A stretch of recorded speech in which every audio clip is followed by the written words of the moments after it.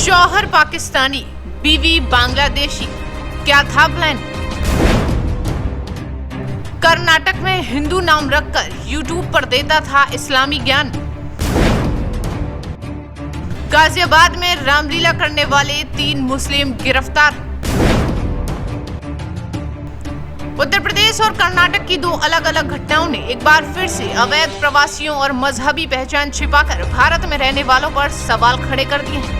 एक और जहां उत्तर प्रदेश के गाजियाबाद में रामलीला के मंच पर हिंदू पहचान लेकर काम कर रहे मुस्लिम युवकों को गिरफ्तार किया गया, तो दूसरी ओर कर्नाटक में पाकिस्तानी और बांग्लादेशी मुस्लिमों का एक ग्रुप भी गिरफ्तार किया गया, जो हिंदुओं के नाम और फर्जी दस्तावेजों के आधार पर भारत में रह रहे थे।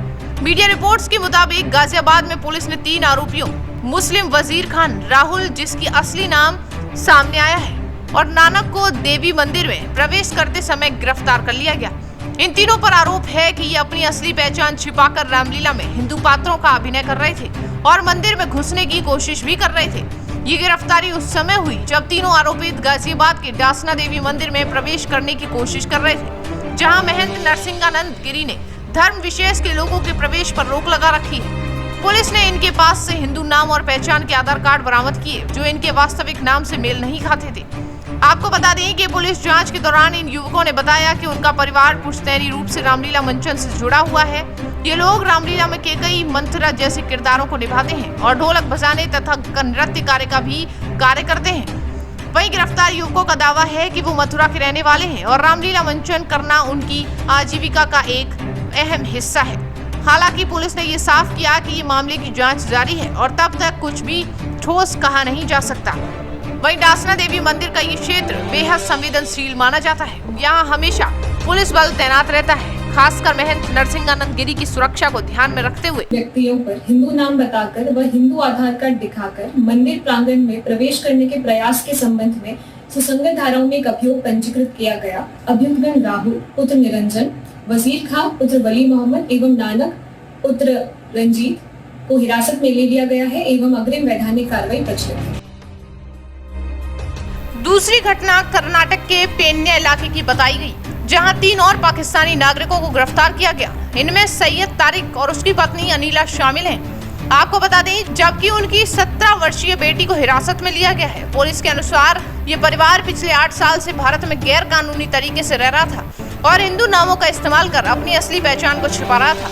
तारिक अपने YouTube चैनल पर इस्लामिक उपदेश देता था, जबकि उसकी पत्नी घरेलू महिला है। इन लोगों के पास से पुलिस ने Aadhaar card, PAN card, voter ID और पासपोर्ट भी बरामद किए हैं, जो सभी फर्जी दस्तावेजों के आधार पर बनाए गए थे। इस परिवार के बारे में जानकारी तब मिली जब पहले गिरफ्तार किए गए अन्य पाकिस्तानी नागरिकों ने इनके बारे में पुलिस को बताया। पुलिस ने शंकर शर्मा के नाम से रह रहे राशिद अली सिद्दीकी को भी हाल ही में गिरफ्तार किया था, जो अपनी बांग्लादेशी पत्नी और ससुराल वालों के साथ फर्जी दस्तावेजों के सहारे भारत में रह रहा था। वहीं राशिद का मामला भी तारिक से जुड़ा हुआ पाया गया। अकेले कर्नाटक में ही कुल 11 पाकिस्तानी बांग्लादेशियों को फर्जी हिंदू पहचान के साथ गिरफ्तार किया जा चुका है। पुलिस की शुरुआती जांच से पता चलता है कि ये परिवार पहले कोच्चि में रह रहे थे और 4 साल पहले बेंगलुरु आया था। तारिक को हर महीने 25,000 रुपए की आर्थिक मदद मेहंदी फाउंडेशन इंटरनेशनल के माध्यम से मिलती थी, जिसका मुख्य उद्देश्य इस्लामी तकरीरें करनी थी। पुलिस अब ये जानकारी करने की कोशिश कर रही है कि इन अवैध पाकिस्तानी नागरिकों को पैसा कैसे और कहां से मिल रहा था और क्या इसके पीछे कोई बड़ा नेटवर्क काम कर रहा है।